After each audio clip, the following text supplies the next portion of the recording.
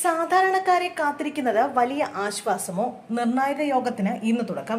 നിരവധി സാധനങ്ങളുടെ വില കുറയുമെന്ന പ്രതീക്ഷകൾക്കിടെ GST സ്ലാബുകൾ പരിഷ്കരിക്കുന്നതിനുള്ള നിർണായക GST കൗൺസിൽ യോഗത്തിന് ഇന്ന് തുടക്കം.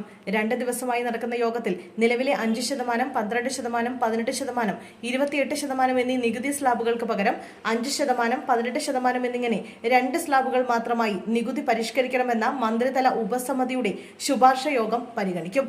ധനമന്ത്രി നിർമ്മല സീതാരാമൻ യോഗത്തിന് അധ്യക്ഷത വഹിക്കും. ചെറിയ കാറുകൾ, സിമന്റ്, തുകൽ ഉൽപ്പന്നങ്ങൾ, പാക്കറ്റിലാക്കിയ ഭക്ഷണം, തുണിത്തരങ്ങൾ എന്നിവയുടെ GST നിരക്ക് കുറയ്ക്കുമെന്നാണ് സൂചന. കൂടാതെ വ്യക്തിഗത ആരോഗ്യ, ലൈഫ് ഇൻഷുറൻസ് പ്രീമിയങ്ങളുടെ നികുതി ഒഴിവാക്കുന്നതിലും GST കൗൺസിൽ തീരുമാനമെടുക്കും. ഈ ദീപാവലിക്ക് മുമ്പ് നിർദ്ദേശം നടപ്പാക്കാനാണ് കേന്ദ്രത്തിന്റെ നീക്കം. ഇതെല്ലാം സാധാരണക്കാർക്ക് നികുതി ഭാരം കുറയ്ക്കുന്നതാകും. എന്നാൽ ഇതിനൊപ്പം ചില ആശങ്കകളും ഉയരുന്നുണ്ട്. കേന്ദ്രത്തിലെ പ്രതിപക്ഷ കക്ഷികൾ ഭരിക്കുന്ന കേരളവും ബംഗാളും കർണാടകയും തമിഴ്നാടും ഉൾപ്പെടെ സംസ്ഥാനങ്ങൾ പരിഷ്കരണത്തിൽ ആശങ്ക അറിയിച്ചിട്ടുണ്ട്.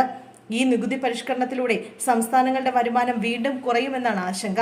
ഇന്ന് പാർട്ടി പത്രത്തിൽ എഴുതിയ ലേഖനത്തിൽ സംസ്ഥാനത്തിന്റെ ധനമന്ത്രി KN ബാലഗോപാൽ ഇതിനെക്കുറിച്ച് എഴുതിയിട്ടുണ്ട്.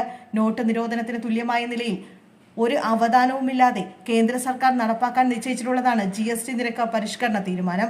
ഇത് സംസ്ഥാനത്തിന്റെ സമ്പദ്ഘടനയ്ക്കും സർക്കാരിന്റെ വരുമാനത്തിനും ഉണ്ടാക്കാവുന്ന പ്രത്യാഘാതങ്ങളിൽ ഇപ്പോഴും വ്യക്തത വന്നിട്ടില്ലെന്ന് മന്ത്രി കുറിച്ചു. ഏതായാലും ദീപാവലി പ്രഖ്യാപനത്തിനായി കാത്തിരിക്കുകയാണ് രാജ്യം.